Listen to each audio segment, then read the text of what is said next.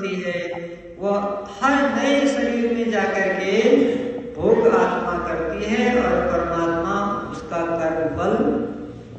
कभी आपने विचार किया कि ये परमात्मा आत्मा के साथ क्यों रहता है?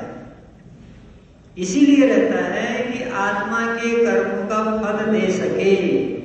अगर आत्मा और परमात्मा जुदा जुदा हो जाएंगे तो परमात्मा कभी कर्मों का फल नहीं देगा। इसका मतलब क्या है कि भगवान हमारे साथ हमेशा रहता है, बस यही तो बात याद करनी है।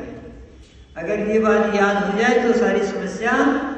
अच्छा तो कोई बच्चा अपने पिता के सामने शैतानी करता है? नहीं करता है। वो जानता है कि पिता भी डंडे लगाएगा। और परमात्मा हमारा पिता है, वो हमारे साथ रहता है। हम भूल जाते हैं कि परमात्मा हमको देख रहा है, इसलिए हम शैतानी करते रहते हैं और भगवान डंडे लगाते रहता है हमको। इसलिए जो व्यक्ति याद रखेगा कि परमात्मा मेरे साथ है, वो व्यक्ति कभी बुरे काम ओम कृतो स्मरण, इसीलिए कहा कि परमात्मा हमेशा याद रहता है, तो उसका स्मरण किया जाए। उस स्मरण करने के लिए हमें तप करना पड़ेगा, और वो तप 3 प्रकार से करना पड़ेगा, शरीर से, वाणी से और मन से। तो शरीर के तप और वाणी के तप की चर्चा हम कर चुके हैं। आज जो चर्चा का विषय मन का तप। मन का तप क्या है? तो बड़े सुंदर शब्द में भगवान कृष्ण बता रहे हैं, मनः प्रसाद सौम्यत्वं मौनम् आत्मविनिग्रह भाव संशुद्धिरित्येत तपो मानसम् उच्यते।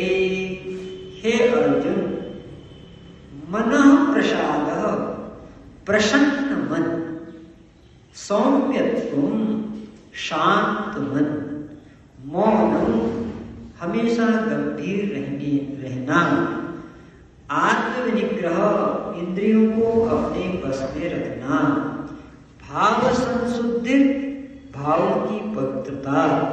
हे अर्जुन, इसे मानसिक तप कहते हैं। ये लक्षण होता है। पहला लक्षण क्या होता है? मनः प्रसाद, हमेशा प्रसन्न रहना। जो व्यक्ति हमेशा प्रसन्न रहता है वो तप कर रहा है। क्या कर रहा है? कहना जितना सरल है, करना उतना सरल नहीं है, इसीलिए उसको तपस्वी बताया। जो महान कार्य करे वही तपस्वी है, सबके बस का नहीं है। कभी कभी प्रसन्न होना अलग बात है, लेकिन 48 घंटे प्रसन्न रहना ये काम तपस्वी का है। और हे अर्जुन, तस्मात् तपस्वी भवार्जुन, इसलिए हे अर्जुन, तुम अगर सत्य को जानना चाहते हो तो मैं आज नहीं तो कल, कल नहीं तो परसों, इस जन्म में नहीं तो अगले जन्म में, जब भी तुम्हें तपस्वी बनना पड़ेगा। बिना तपस्वी बने तुम्हारा काम होने वाला नहीं है। तो अगले जन्म के लिए क्यों इंतजार करते हो? इसी जन्म में आज और अभी से तप करना प्रारंभ करो। और क्या है मन का तप? प्रसन्न है, हर हाल में पसंद है। अर्थात इस मन को राग, द्वेष, छल, कपट का अड्डा मत बनाओ। इसमें काम, क्रोध, लोभ, मोह की चिंगारियां पैदा मत होने दो। ये मन बड़ा कमाल का शब्द है। इसके आगे भी 9 लगा दो और इसके पीछे भी 9 लगा दो, तब मन का चमत्कार देखो। मन के आगे 9 लगा दो, क्या बनेगा? नमन। जो नमन करते हैं वो तपस्वी होते हैं। और मन के पीछे 9 लगा दो, क्या बन जाएगा? मनन।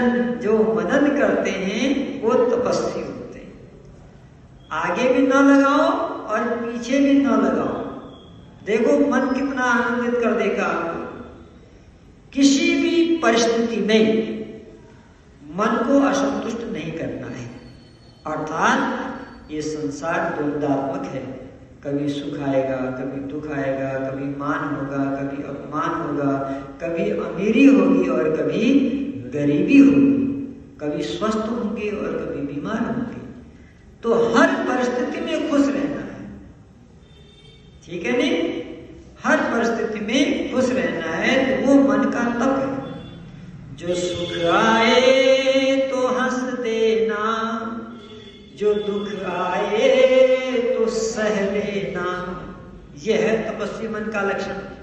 जो सुख आए तो हंस देना, जो दुख आए तो सह लेना, न कहना कुछ भी तू जग से, उसी प्रभु से तू कह लेना। भरोसा कर तू ईश्वर पर, तुझे धोखा नहीं होगा। ये जीवन बीत जाएगा, तुझे रोना नहीं होगा। कब? जब व्यक्ति प्रसन्न रहेगा। अब आप कहेंगे साहब, आप कहते हो प्रसन्न रहो, संसार में आग लगी हुई है, त्राही त्राही मची हुई है, एक देश दूसरे देश को मरने मारने के लिए तैयार है, ऐसे में हम खुश कैसे रह सकते हैं? तो भगवान कहता है कि ये तुम्हारी नादानी है।